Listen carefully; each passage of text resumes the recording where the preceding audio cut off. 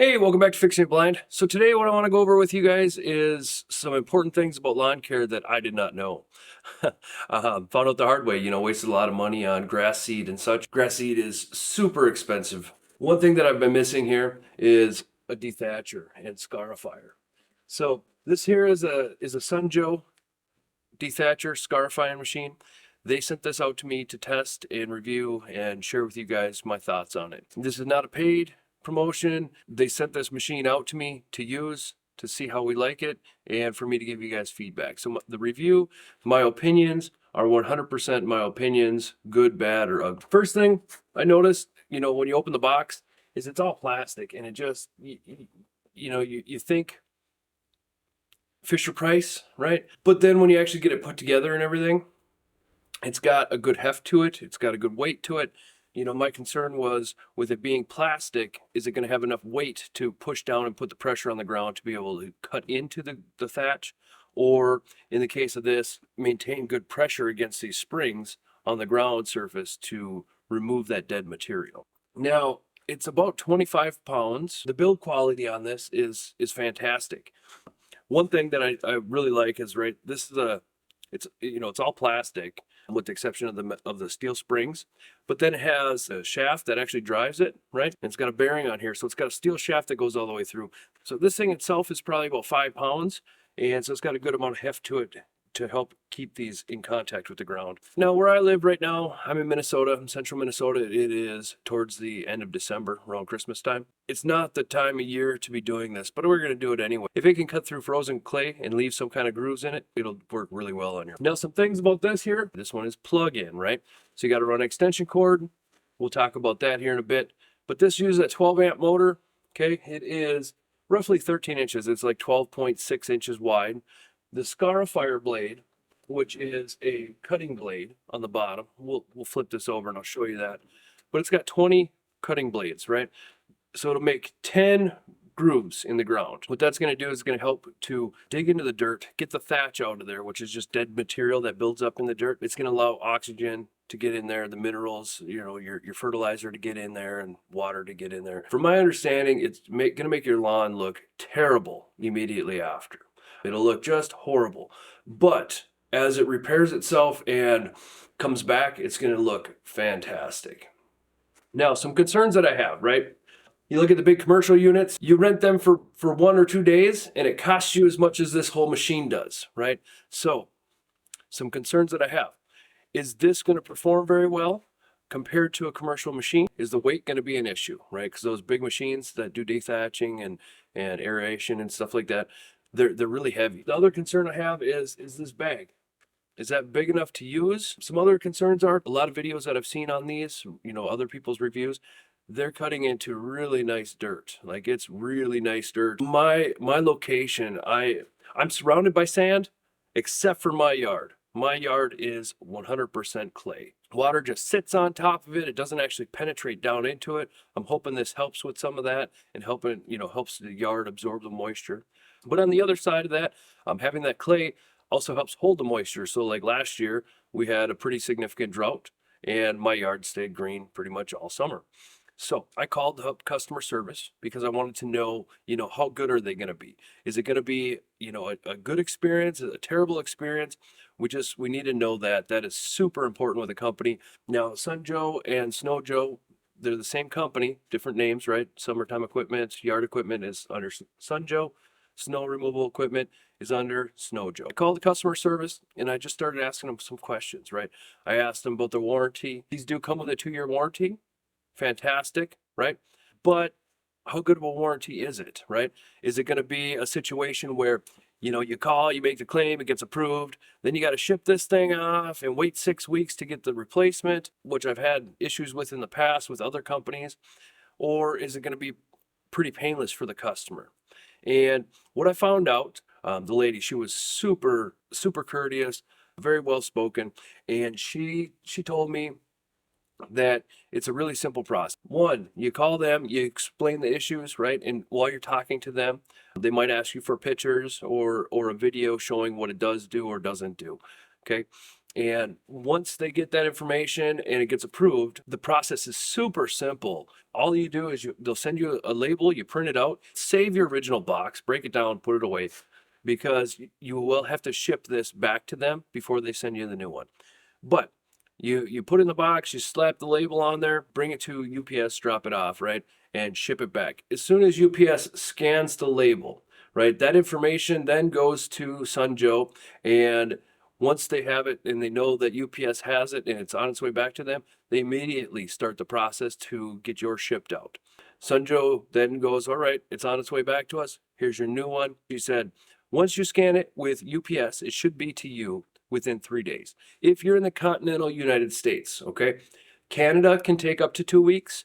Alaska and Puerto Rico can also take up to 2 weeks. Okay, so let's talk build quality a little bit here, right? So one thing I want to point out is to change this drum, right? You can see here, this is the Scarifier. It's got the metal teeth on it. To switch it out with the Dethatcher, right, is super simple. You take these 2 screws out, put this one in, take that one out, and then put this one in, screw it down, and you're good to go. One thing that you want to notice too is inside of here, there's a full, metal reinforcements of the plastic. So the plastic is partially structural, but there is a lot of metal reinforcements, right? So that's definitely a bonus. One thing I noticed is that it seems like the motor sits up top, so it puts the weight directly over the drum and wheels.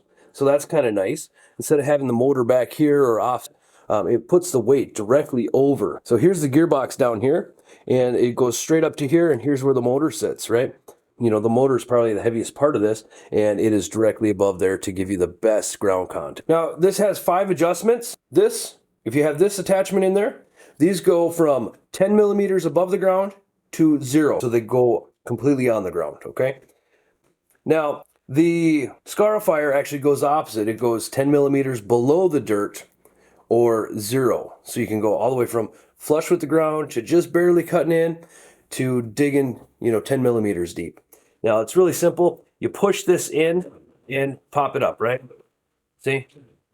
Holding this because we're kind of on a smooth surface. You push it in, you lift it up, you want to drop it down, there's 5 total adjustments. One thing that you will notice on all electronic equipment for yard or snow removal is they always have, your on-off switch, right, which is this, but it does absolutely nothing until you push the safety switch in.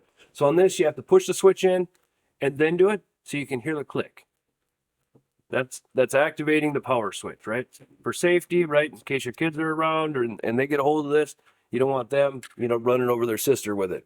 So this thing sounds like a vacuum cleaner, but it's definitely a lot quieter than any gas variant. The handle here is non-adjustable, okay? It is not adjustable, but you can remove it for storage, right? So you could just take these off here, and then it'll take up a lot less space. You stack this, you can take these 2 off, leave these ones attached if you want, or you could even take them off as well, but then you can just stack it, and it'll only take up this space. This bag is easily removable, okay?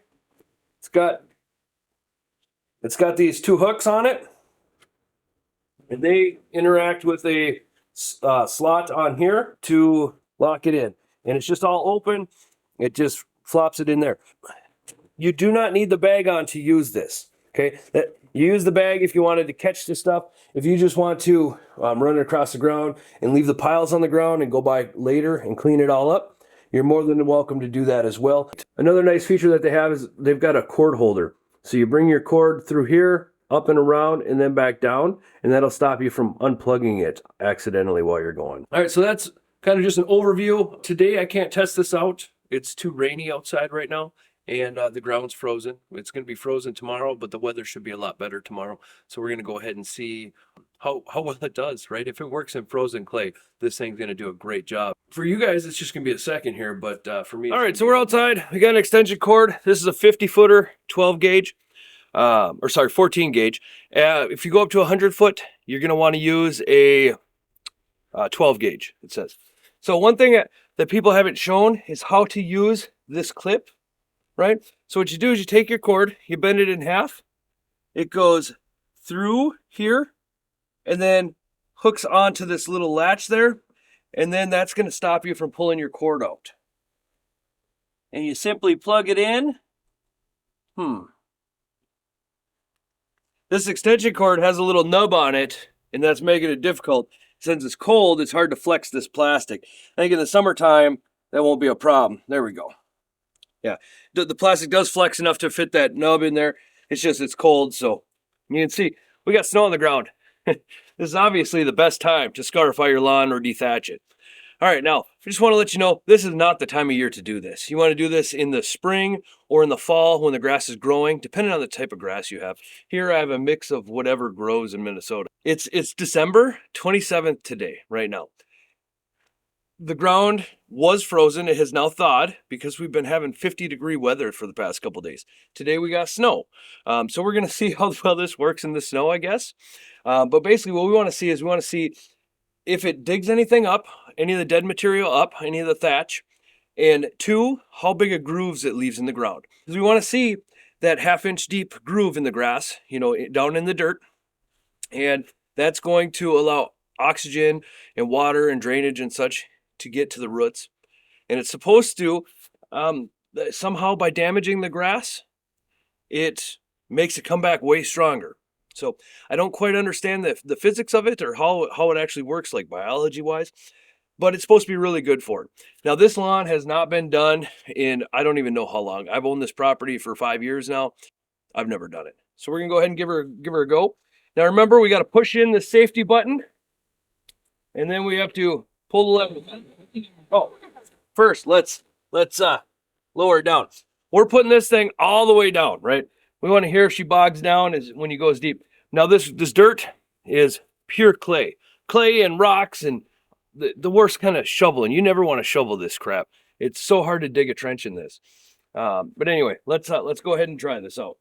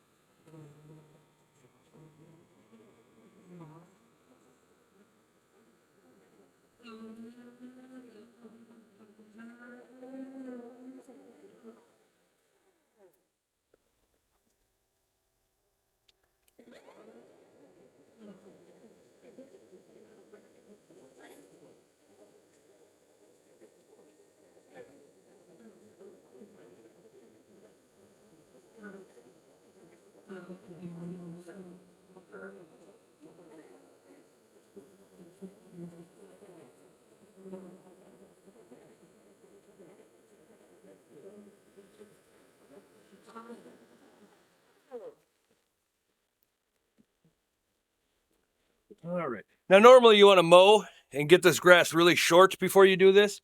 We're just kind of showing you here. Obviously, I'm not going to mow because, I mean, there's still green grass, but man, it's December and we're not, normally we're under 3 feet of snow right now.